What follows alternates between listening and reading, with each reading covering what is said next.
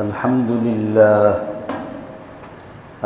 لله نحمده ونستعينه ونستغفره ونؤمن به ونتوكل عليه ونعوذ بالله من شرور أنفسنا ومن سيئات أعمالنا من يهده الله فلا مضل له ومن يضلله فلا هادي له ونشهد أن لا إله إلا الله وحده لا شريك له ونشهد أن سيدنا وسندنا وحبيبنا وشفيعنا ونبينا ومولانا محمدا عبده ورسوله صلى الله تعالى عليه وعلى آله وأصحابه وبارك وسلم تسليما كثيرا كثيرا أرسله الله تعالى إلى كافة للناس بالحق بشيرا ونذيرا وداعيا إلى الله بإذنه وسراجا منيرا أما بعد فأعوذ بالله من الشيطان الرجيم بسم الله الرحمن الرحيم فمن شهد منكم الشهر فليصم ومن كان مريضا أو على سفر فعدة من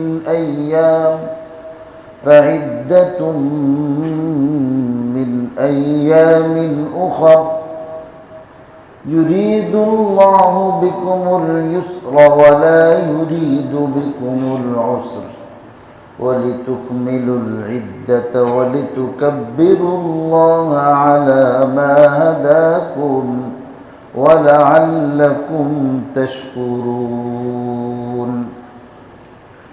صدق الله مولانا العظيم وصدق رسوله النبي الأمي الكريم ونحن على ذلك لمن الشاهدين والشاكرين والحمد لله رب العالمين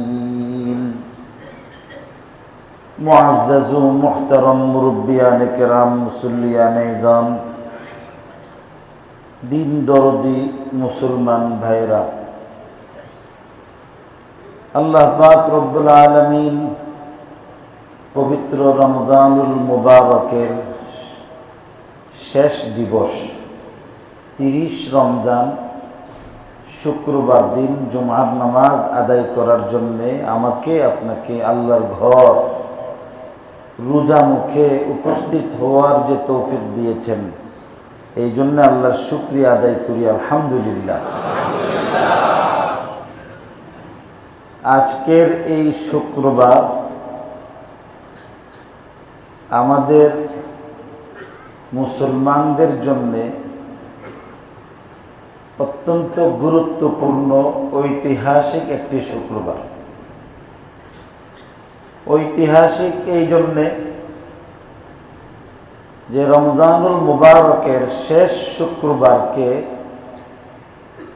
বিশেষ মর্যাদার দৃষ্টিতে মূল্যায়ন করতে গিয়ে শেষ শুক্রবারকে আলাদা শুক্রবারের নাম দিছে জুমাতুল বিদা, রমজানুল মুবারকের বিদায়ী শুক্রবার। একে তো রমজানুল মুবারক, আবার বিদায়ী শেষ জুমা, আবার কুদরতিভাবে আজকে রমজানুল মুবারকের শেষ দিবস। আগামীকাল রমজানুল মুবারক হওয়ার কোনো সুযোগ নেই। রসুল করিম সাল্লাল্লাহু আলাইহি ওয়াসাল্লাম হাদিসে পাকে চান্দ্র মাসের পরিচয় দিতে গিয়ে বলছেন যে চন্দ্রের সহিত সম্পৃক্ত এই মাসগুলো এইভাবে বলছেন, আশ-শাহরু হাকাযা হাকাযা হাকাযা। এই দুই হাতের 10 আঙ্গুল 3 বার দেখায় বলছেন, 3 বার দেখিয়ে বলছেন যে এইভাবে 30 দিনে চান্দ্রমাস শেষ হবে। আরেকবার ঠিক এইভাবে আশ-শাহরু হাকাযা হাকাযা হাকাযা, তৃতীয়বার একটা আঙ্গুল কমায় দিয়েছেন।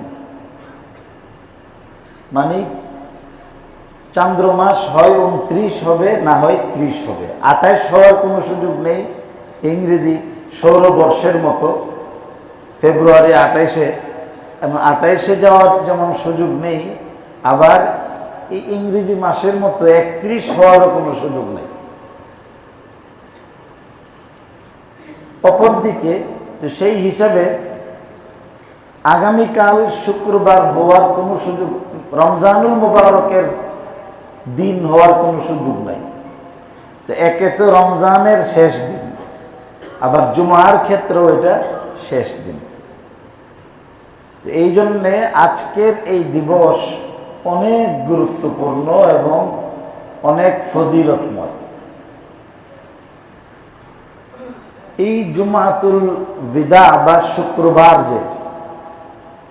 যেই শুক্রবার আমরা আজকে একত্রিত হয়েছি, এর ঐতিহাসিক হওয়ার আরেকটা অন্যতম কারণ যে আল্লাহ পাক রব্বুল আলামিন এই রমজান মাসে আমাদেরকে 5টা শুক্রবার দান করছে।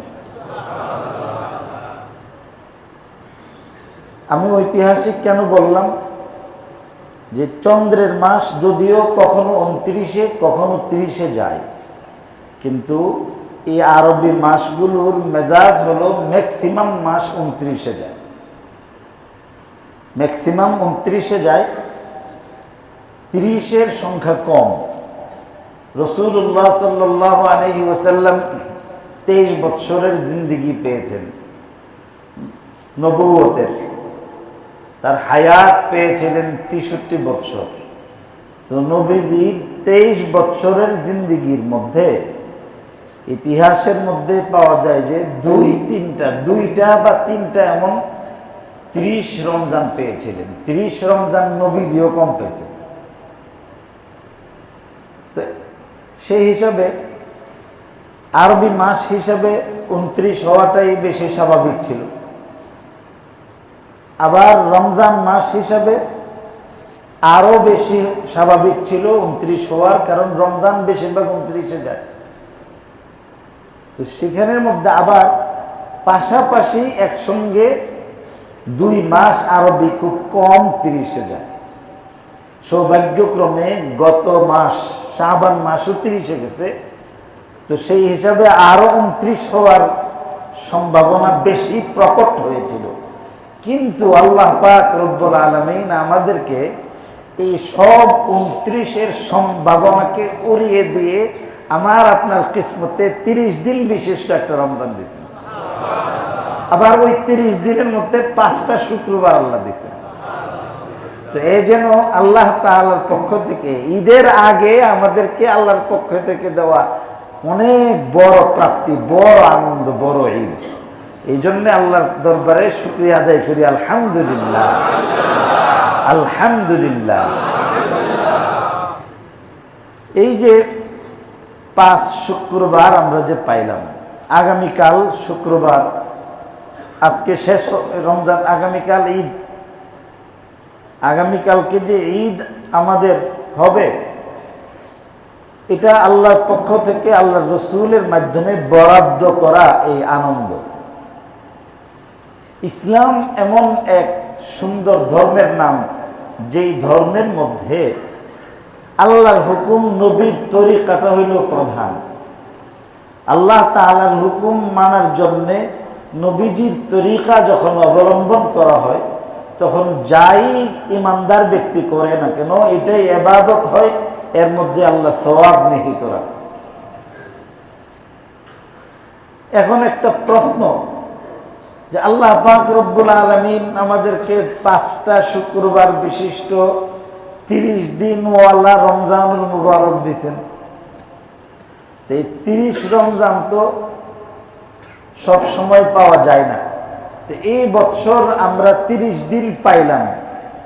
তো যে মাসগুলিতে আমরা 30 দিন পাই নাই, আফসুস, আমরা তো রমজানুল মুবারকের একটা দিন পাইলাম না। তো আমাদের তো অনেক বড় লস হয়ে গেল, ক্ষতি হয়ে গেল। এই জন্যে এখানের মধ্যে আল্লাহ রসুল সাল্লাল্লাহু আলাইহি ওয়াসাল্লাম হাদিসের মধ্যে স্পষ্ট উল্লেখ করেছেন, শাহরা ঈদিন লা ইয়ানকুসান, শাহরা ঈদিন লা ইয়ানকুসান। এই হাদিসের অনেক ব্যাখ্যার সবচেয়ে উত্তম ব্যাখ্যা হলো, রমজানুল মুবারক যদি 30-এ না গিয়ে 29 দিনে শেষ হয়, আল্লাহ তাআলা সারা দুনিয়ার মুমিনদেরকে 30 দিনের সওয়াব দান করেন। সওয়াব আল্লাহ কমান না। কারণ রমজানের 29 দিন যারা রোজা রাখে, 30 দিনের আজকের দিন কি তারা রোজা রাখে নাই? রোজা রাখছে। শুধু রোজা রাখছে যে এটাই না, আরো একটা দিন বাড়াইবার জন্যে রমজান শরীফের শেষ দশকের আগের থেকেই কান্নাকাটি শুরু করছে। কি অপূর্ব এক পবিত্র আনন্দ এবং এক স্বাদ যে রোজা রাখতে রাখতে এই বছর আমি কত মুসল্লিদেরকে যে বলতে শুনেছি, হুজুর দোয়া করেন আল্লাহ যেন 30টা রোজা দেয়া দেয় আমাদেরকে। হুজুর দোয়া করেন 30টা দিন যেন আমরা রোজা রাখতে পারি। কেউ কেউ এসে অশ্রু সজল একদম চোখে পানি নিয়ে বলতেছেন, গত মাস হতো 30-এ গেছে শাবান, এটা কি এবার আমাদের রমজান কি 30 দিনে যাইব? আমাদের এই যে গত 27-এর দিনও আপনাদের এখানে বলছেন। তা আমি বললাম যে আল্লাহর জন্য তো যে 29 আল্লাহ দিছে, 30 তো আল্লাহ দিব। তো পাশাপাশি 29 2 মাস যায়, তো পাশাপাশি 30 দিন আল্লাহ দিতে পারে।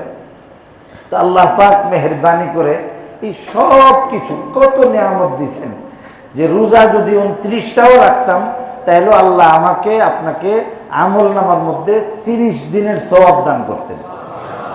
কারণ কি? কারণটা হইল হাদিসে পাকে রাসূল করিম সাল্লাল্লাহু আলাইহি ওয়াসাল্লাম ইরশাদ করতেন, মান সামা রমাদানা ঈমানান ওয়া ইহতিসাবান গুফিরা লাহু মা তাকদ্দামা মিন যামবিহি।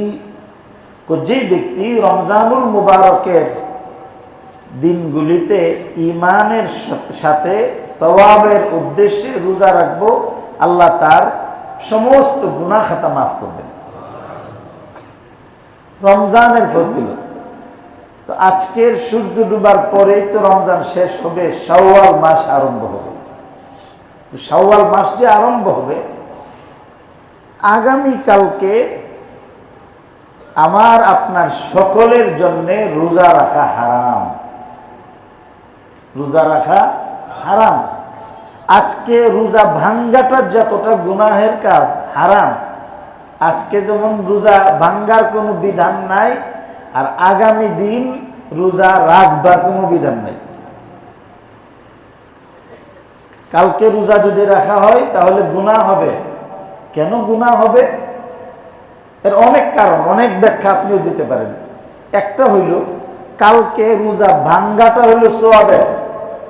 নবীজির জন্য রোজা ভাঙ্গা জায়েজ হইছে, সাহাবীদের জন্য রোজা ভাঙ্গা জায়েজ হইছে, শরীয়তে রোজা ভাঙ্গা জায়েজ করছে, এদের পরহেজগারি গেছে না। তুই এত বড় পরহেজগার হইছ যে কালকে রোজা রেখে আল্লাহ হইবি। হে নিজের কত বড় আল্লাহ মনে করে। এর ভিতরে নেক সুরতে শয়তানি আছে। এবাদতের সুরতে, সুরতটা হলো কি? এবাদতের। এখন মনে করেন যে গাজীপুরের থেকে মুডা আপনার গজাইরা লাডিয়ান না বিসমিল্লাহির রহমানির রহিম ফিরে যদি ফিরা শুরু করি তাহলে যাই যাব। আল্লাহকে ডান দিক দিয়ে ভাই পেটা শুরু করি, তো ডান দিক দিয়ে বাড়ি শুরু করছেন, এরপরে বিসমিল্লাহ বইলা শুরু করছেন। তো বিসমিল্লাহ বললে আর ডান দিক দিয়ে বললে কিনা আপনার জায়েজ হয়ে যাবে না? এই জন্যে নেক সুরতেও কখনো কখনো আপনার বদ কাজ হয়, ইবাদতের সুরতেও কখনো কখনো ইবাদত পরিপন্থী কাজ হয়। এমনকি আগামীকালকে এই যে আজকে আপনারা কত আবেগের সঙ্গে ইশরাকের নামাজ পড়ছেন, যারা ইশরাকের নামাজ পড়েন ফজরের নামাজের পরে, এটা নফল নামাজ। আজকের ইশরাকের নামাজ যিনি পড়েছেন তিনি শুধু নফল নামাজ পড়েন না, একটা ফরজের সমান সওয়াব পাইছেন। ইশরাকের নামাজ সম্পর্কে হাদিসে পাকে রাসূল করিম সাল্লাল্লাহু আলাইহি ওয়াসাল্লাম ইরশাদ করেছেন যে আল্লাহ তাআলা দিনের শুরুতে বান্দারে একটা অফার দেন যে বান্দা, তুই দিনের শুরুতে আমার জন্যে, আমাকে খুশি করার জন্য 2 রাকাত নামাজ পড়, তোর কাজ করতে হইতো না। আমি আল্লাহ তোর যত কাজ আছে সারাদিন তোর হইয়া সমস্ত তোমার কাজগুলি করে দেব, আল্লাহর জিম্মাদারিতে চলে যায়। যে ব্যক্তি ফজরের নামাজ পড়ে, ইশরাকের নামাজ পড়ে, এই লোকের রিজিকের মধ্যে বরকত হবে, তার অভাব হবে না, তার অভাব হবে না। অভাব আর টাকা পয়সা কম হওয়া এক জিনিস না। একজন ব্যক্তি 1 টাকাও তার নাই কিন্তু সে অভাবী না, আর কোটি টাকা হওয়ার পরও সে অভাবী হইতে পারে। 100 কোটি কামাইছে, 100 কোটির পেরেশানি লাগাই দিছে, ঋণ লাগাই দিছে। 1 টাকা কামাইছে, তার কোনো খরচের জায়গা নাই। দারুল উলুম দেওবন্দের প্রধান মুফতি ছিলেন হযরত মাওলানা মুফতি মাহমুদুল হাসান গঙ্গোহী রহমতুল্লাহ আলাইহি। আমাদের উস্তাদ সাউথ আফ্রিকাতে যত বড় বড় মসজিদ, যত মাদ্রাসা আছে, এই সব মসজিদ মাদ্রাসাগুলোর প্রতিষ্ঠাতা উনি। ওইখানে হুজুরের মুরিদরা সবই এখানে, এবং হুজুরের ইন্তেকালও সেখানে হয়েছে। অন্তত আমার হিসাব মতে সাউথ আফ্রিকাতে 500 ওনার এমন মুরিদ আছে যাদের ব্যক্তিগত জেট আছে, এয়ারপোর্ট আছে, মিনিমাম 500 বলছে। উনি একদিন দেওবন্দে এক ছাত্রের বলতেছে, ভাই মুঝে 1 রুপিয়া দেখা सकता हो, আমার একটা টেহা দেখাও না একটা। কেন? বহুদিন গত হয়ে গেছে, টাকা আমি দেখি না। ওনার কাছে কোনো টাকাও নাই, পয়সাও নাই। মসজিদের মধ্যে এই যে এখানে ইয়া করতেন, আর কম্পিউটার ফেল হবে, এত 85-90 বছরের কাছাকাছি সময়ও উনি এভাবে নিয়ে থাকতেন। বয়স হয়ে গেছিল, হাঁটতেও সমস্যা হইতো, কিন্তু যখন মাসআলা জিজ্ঞাসা করত তখন এই ফতোয়ায়ে শামী সহ যে কোনো কিতাবের ইবারত পড়তো যেন সূরা ফাতিহা পড়তেছে। কিতাবের মধ্যে ভুল হয়েছে কিন্তু ওনার মেমোরিতে ভুল হয়েছে না। এটা কেন? মানুষ যখন গুনাহ করে তখন তাদের মেমোরি লস হয়, আর যখন গুনাহ ছেড়ে দেয় তখন আল্লাহ তাআলা এই মেমোরিটাকে যত ভাইরাস আছে সব ভাইরাস মুক্ত করে দেয়। হযরত শাফি, ইমাম শাফি রহমতুল্লাহ আলাইহির নাম শুনছেন? শুনেন নাই? ইমাম শাফি, শাফিঈ মাযহাবের ইমাম প্রধান। ওনার নাম ছিল ইয়াকুব ইবনে মুহাম্মদ ইবনে ইদ্রিস। ওনার নাম ছিল মুহাম্মদ ইবনে ইদ্রিস, কিন্তু শাফিঈ নামে তিনি বিখ্যাত হয়েছেন। ওনার উস্তাদ বড় মুহাদ্দিস ছিলেন, নাম ছিল ওয়াকি' ইবনুল জাররাহ। ওয়াকি' ইবনুল জাররাহ অনেক বড় মুহাদ্দিস ছিলেন, এবং উনি হাদিসের মান নির্ণয়কারী ছিলেন। তো ইমাম শাফিঈ রহমতুল্লাহ আলাইহির কাছে গিয়ে বলছেন যে, হুজুর, আমি যে পড়ি, আমার একদিক দিয়ে পড়ি, আরেক দিক দিয়ে আমি ভুললা যাই। শাকাউতু ইলা ওয়াকিন সুআ হিফজি, শাকাউতু ইলা ওয়াকিন সুআ হিফজি ফাওসানি বিতারকিল মাসি ফাওসানি বিতারকিল মাসি ফাইনাল ইলমা নূরুম মিন ইলাহি ফাইনাল ইলমা নূরুম মিন ইলাহি ওয়া নূরুল্লাহি লা ইউতা লিআসি ونور الله لا يعطى لعاصي আমি আমার উস্তাদ ওয়াকি ইবনুল জাররাহের কাছে কমপ্লেইন করছি, পড়ি মনে থাকে না, ভুলে যায়। তিনি আমাকে বললেন যে বাবা গুনাহ ছেড়ে দাও। আমরা তো আসল কথা বুঝতে পারি না। ইমাম শাফিঈকে ওনার উস্তাদ বলছেন গুনাহ ছাইরা দেব। এই যে গুনাহ ছাইরা দেব বলছে, বলার দ্বারাতে আমরা তো গুনাহ সমাজের বাসিন্দা, আমরা মনে করি কি কত আর আমরা গুনাহ করলে অসুবিধা কি? ইমাম শাফিঈও গুনাহ করছে, না হয় ওনার উস্তাদে গুনাহ ছাড়ার কথা কইছে কেন? বড়দের গুনাহ আর আমাদের গুনাহ এক না, ওনাদের গুনাহ আর আমাদের গুনাহ এক না। এখন ধরেন এখানে অনেকে শার্ট পরে আসছে না নামাজ পড়তে, জাস্ট ডু কি জানি লেখা এখানে পরে আসছেন না, তো এই যে শার্ট পরে আপনি এখানে আসছেন, তা আমি যদি শার্ট পরে এখনো মনে করেন একটা টাই লাগাই সেটা বলতাম দাঁড়িয়ে কথা সোজা করুন, তো কেমন লাগতো আপনাদের কাছে? সব আমার নিয়ে তামাশা করলেন যে হুজুরে কি করছে। তো আপনি এখানে নামাজ পড়তে আসছেন, আমিও তো নামাজই পড়তে আসছি, তো আমার হইতো না আপনার হইব কেন? তো ওনাদের জন্য যেটা কি গুনাহ মনে করা হয়েছে, এইগুলি আমরা করতে পারলে এটা সওয়াবের হইতো। এটা এত কঠিন।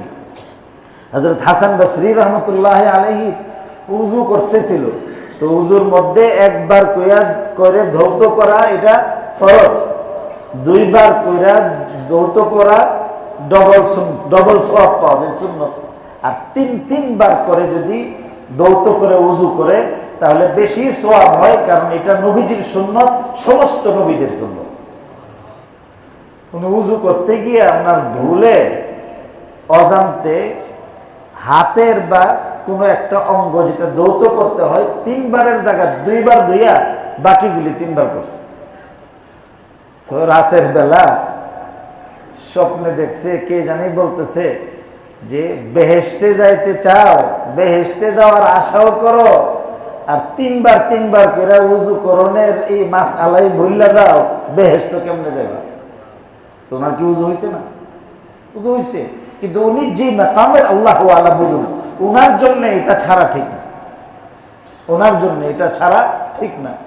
ইমাম আবু হানিফা রহমতুল্লাহ আলাইহি 40 বছর এশার নামাজের উযু দিয়া ফজরের নামাজ পড়ছে, রাত্রে ঘুমাইছেন।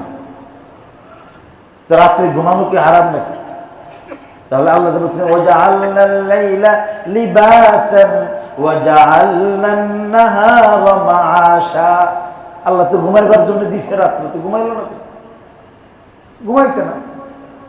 তো ইমাম শাফিঈ রহমতুল্লাহ আলাইহি ওনারা যত উঁচু মাকামের ছিলেন, এটা আমাদের মতো, আমাদেরকে দিয়ে ওনাদেরকে মূল্যায়ন করলে পাপ হবে।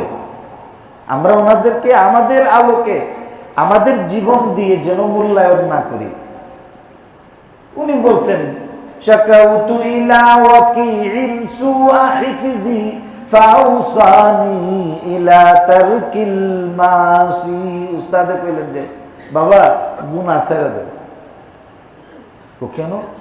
ফাইনাল ইলমা নূরুম মিন ইলাহি ওয়া নূরুল্লাহি লা ইউতা লিআসি। ইলম আল্লাহর পক্ষ থেকে দেওয়া বিশেষ একটা আলোকে বলে, এই আলো গুনাহগারকে আল্লাহ দান করেন না। ওনারা গুনাহ করছেন না, এই জন্য ওনাদের আল্লাহ জেহেন বাড়ায় রাখছে, জেহেন বৃদ্ধি হয়েছে। কি পরিমাণ জেহেন ছিল এগুলি, এটাও আলাদা একটা সাবজেক্ট। ভলিউম কি ভলিউম আপনার কিতাব লিখতে পারবেন আপনি। শুধু ওনাদের মেধা কি পরিমাণ ছিল, এটা যদি খেলে আপনি এই ইতিহাসগুলি যদি সংকলন করেন, তো উনি এইভাবে বলছেন যে আমার একটা টাকা দাও, তো হুজুরের কাছে টাকা নাই, অথচ সারা পৃথিবী সফর করে, ফার্স্ট ক্লাসে সফর করে, ওনার নিজস্ব প্রাইভেট জেটে সফর করে, কিন্তু টাকা নেই, পকেটে টাকা নেই। টাকার কি দরকার? আল্লাহ পাক রব্বুল আলামিন ওনার যা জরুরত আছে, এই জরুরত মুখের মধ্যে আসার আগে তো আল্লাহ পুরা করে দিতেছে। তো এটাই তো বাদশাহীর জিন্দেগি, যে আমার কামাইয়ের জন্য ফিকির করতে হইল না, কামাইয়ের জন্য ফিকির করতে হইল না, সংরক্ষণ করার ফিকির করতে হইল না, হেফাজতের ফিকির করতে হইল না, জরুরত করা হয়ে গেল। এই জন্যে আল্লাহ পাক রব্বুল আলামিন বলেন যে ফজরের সময় আল্লাহ ডাকেন, ইশরাকের সময় বলেন যে তুমি যদি আমাকে খুশি করার জন্য 2 রাকাত নামাজ পড়ো, তাহলে আমি আল্লাহ তোমার হইয়া তোমার সব কাজ করে দেব। ওনারা আল্লাহরে খুশি করার জন্য কাজ করছে, এই জন্যে আল্লাহ তাআলা ওনাদের জরুরত পুরা করছে। তো এই ইশরাকের নামাজ কিন্তু কালকে নাই, এই ইশরাকের নামাজ কালকে নাই। অনেকে আছে আবেগের বশবর্তী হয়ে, আমি এমন কোনো কথা বলতেছে না যে আমার কাছে কানে এসে বলছে, এমন না, আমার নিজের সামনে আমি নামাজ পড়তে দেখছি, ডাইক্কা পরে বলছি যে এই নামাজ, আজকে নামাজ পড়ুন, এই সময় হারাম। ঈদের নামাজের আগে আল্লাহ পাক রব্বুল আলামিন সব ধরনের সমস্ত নফল নামাজ আল্লাহ নিষেধ করে দিয়েছে, এটা ঈদের সম্মান। এই যে ঈদ, ঈদটা কার জন্যে? ঈদটা হলো ওই ব্যক্তির জন্যে যে ব্যক্তি রমজান শরীফে আল্লাহ দিছেন।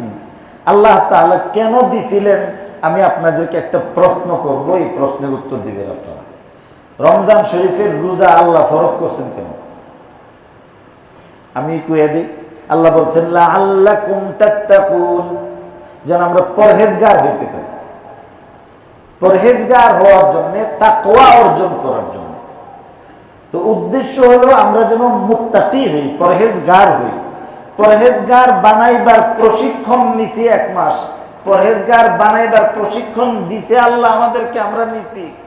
আজকের এই 30তম রমজানে আমার ফিকির করতে হবে যে এই 30 দিন কাজে লাগিয়ে আমি কি আমার আল্লাহর দেওয়া এই শর্ত পুরা করতে পারছি না। তিনি কিন্তু আমাকে খাওয়াইছেন রমজানে, তিনি শুধু খাওয়ার নাই, বেশি খাওয়াইছেন, আমার সব চাহিদা পুরা করছেন। আজকে ঈদ হইতে পারত, ঈদের সব প্রস্তুতি তো গতকালকেই হয়ে গেছে। আমার রব, আমার মাহবুব তো আমার সব চাহিদা পুরা করে দিছে। আমি আমার মাহবুদের কতটুকু চাহিদা পুরা করতে পারছি, আমি কি পরহেজগার হইতে পারছি কিনা? যে ব্যক্তির দিল সাক্ষী দিবে যে তুমি তোমার এই কোর্স সুসম্পন্ন করে আল্লাহর দরবারে পরহেজগার হওয়ার যে মাত্রা আছে এটা তুমি ক্রস করতে পারছো, তাহলে সেই ব্যক্তির জন্য ঈদ। আর যে ব্যক্তিটা করতে পারে নাই, তার কিসের আনন্দ? লাইসাল ঈদু লিমান লাবিসাল জাদীদ, লাইসাল ঈদু লিমান লাবিসাল জাদীদ, ইন্নামাল ঈদু লিমান খাফাল ওয়াঈদ। কাপড় সুন্দর পরাটাই ঈদ না, ঈদ হইল আল্লাহর ভয় দিলের মধ্যে সৃষ্টি হয়েছে কিনা এটা। যার আল্লাহর দিলের মধ্যে রোজা রাখা আল্লাহর ভয় সৃষ্টি হয়েছে, মরা দিলটা জিন্দা হয়েছে, এই ব্যক্তির জন্য ঈদ। এই জন্য বুজুর্গানে দিন বলেন যে একটা তো হইল বাহ্যিক ঈদ, যে 30 দিন বা 29 দিন রোজা রাখার পরে আমরা আগামীকালকে ঈদের নামাজ পড়তে আসবো, পোশাক সুন্দর করব। হ্যাঁ, এটার কিছু সুন্নত তরিকাও আছে ঈদের, যেহেতু সময় শেষ হয়েছে এই জন্য আমি এটাও বলে বলতেছি। ঈদের দিনের সুন্নত তরিকা কি? যে ঈদের দিন আউয়াল ওয়াক্তে ফজরের নামাজ এগুলি পড়ে, তারপর রোজা ভাঙ্গা, রোজা ভাঙ্গা মিষ্টি জাতীয় কোনো খেজুর বা মিষ্টান্ন কিছু দিয়ে ফজরের পরে রোজা ভাঙ্গা দেওয়া। এরপরে আপনার বাসায় যাওয়া, গোসল করা, মিসওয়াক করা, উযু করা, নতুন কাপড় পরিধান করা, নতুন কাপড় না থাকলে ধোয়া পরিষ্কার কাপড় পরা, এরপরে এই কাপড় পরে কিছু খাইয়া তারপরে আস্তে আস্তে তাকবীর বলতে বলতে ঈদগাহের মধ্যে গিয়ে ঈদের নামাজ পড়া। এখন ঈদগাহের মধ্যে নামাজ পড়তে যায় না। আমি আপনাদেরকে আমলের সাক্ষী বানাইতেছি।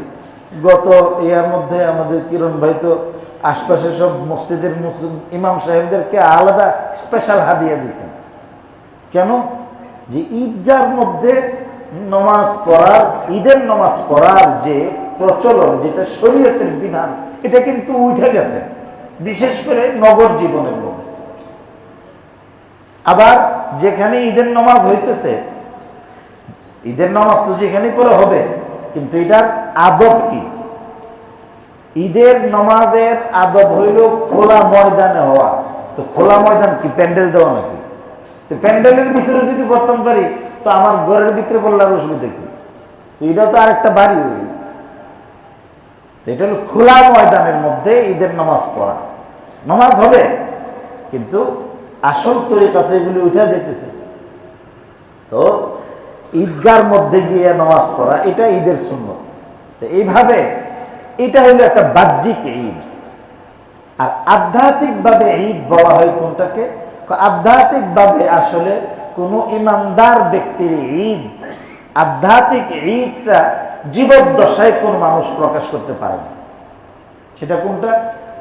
ঈদের প্রথম ওই ব্যক্তির জন্য হলো ঈদ আল্লাযী খারাজা মিন হাযিহি দুনিয়া মুমিনান বিল্লাহি সুবহানাহু ওয়া তাআলা। যেই ব্যক্তি দুনিয়া থেকে ঈমানের হালে যেদিন দুনিয়া থেকে গুনাহমুক্ত অবস্থায় যাইতে পারবো, ওই ব্যক্তির জন্য হলো ঈদ। হযরত হাসান বসরি রহমতুল্লাহ আলাইহি ইন্তেকাল সময় হয়েছে। তো সময় মুমূর্ষ ব্যক্তি, মানুষের সবচেয়ে কঠিন সময় সাকরাতের সময়। এই সময় তিনি হঠাৎ করে চিৎকার দিয়ে হাসি দিলেন, আইয়ু যামবিন ইয়া রাব্বি, আইয়ু যামবিন ইয়া রাব্বি ফাদহিকা ওয়া মাত। আল্লাহ, আল্লাহ আমার কোন গুনাহটা? এই কথা বলে তিনি হাসি দিছেন, ইন্তেকাল করছেন। ইন্তেকালের পরে ওনাকে দেখছে, ইন্তেকালের পরে ওনার একজন বিশিষ্ট ওনার সঙ্গে সম্পৃক্ত আরেক বুজুর্গ স্বপ্ন দেখে প্রশ্ন করলেন যে হুজুর, আপনি কালিমা শরীফ পড়ার কথা আপনি তো ইন্তেকালের সময় বলছেন যে কোন গুনাহটা? এরপরে হাসি দিছেন। ঈদের দিন হাসি দিছে, ইন্তেকাল করছে। উনি বলেন যে আমার জান যখন কবজ করার সময় হয়েছে, তখন শুনতে পাইলাম কে যেন আজরাইলকে বলতেছে, আজরাইল আমার হাসানের জানটারে একটু কষ্ট দিয়া বাইর করো, তার ছোট্ট একটা গুনাহ হয়ে গেছে, ওই কষ্ট দিয়া তারা আমি মাফ করে দেব। তো উনি যখন বুঝছেন যে আমার মাফ করে দিব, আর আজরাইলে হুকুম দিতেছে, তো আজরাইলে হুকুম কে দিবে? আল্লাহ। তো উনি বলেন যে তখন আমি বুঝছি যে আল্লাহ আমার মাফ করে দিছে, তখন আমি খুশিতে বলছি আইয়ু যামবিন, আল্লাহ আমার কোন গুনাহটা বাকি রয়েছে? কইয়া হাসি দিছে। দারুল দেওবন্দের প্রথম ছাত্র ছিলেন হযরত মাওলানা মাহমুদ হাসান দেওবন্দি, শাইখুল হিন্দ রহমতুল্লাহ আলাইহি। একটু আগে কিন্তু আরেকজন বলছি গঙ্গোহী, উনি হলেন মাহমুদুল হাসান গঙ্গোহী, আরেকজন হচ্ছেন মাহমুদ হাসান দেওবন্দি। ওনার যখন ইন্তেকালের সময় হয়েছে, তো উনি তখন বলছিলেন আলহামদুলিল্লাহ, আলহামদুলিল্লাহ বমসিবত গিরফতার না বমাসিয়ত। আল্লাহর সমস্ত প্রশংসা, আমার আল্লাহ আমাকে গুনার কারণে পাকড়াও করেন নাই, তবে আমার মৃত্যুর কষ্ট হইতেছে। এটা ছিল হযরত শাইখুল হিন্দ রহমতুল্লাহ আলাইহির জিন্দেগির শেষ কথা। সেম কথাটা ছিল আমার আব্বা। ওনার যখন ঘর থেকে বের হয়েছেন, আসমানের দিকে এভাবে তাকায় বলছেন আলহামদুলিল্লাহ বমসিবত গিরফতার না বমাসিয়ত, যে মৃত্যুর কষ্ট তো অনেক কঠিন,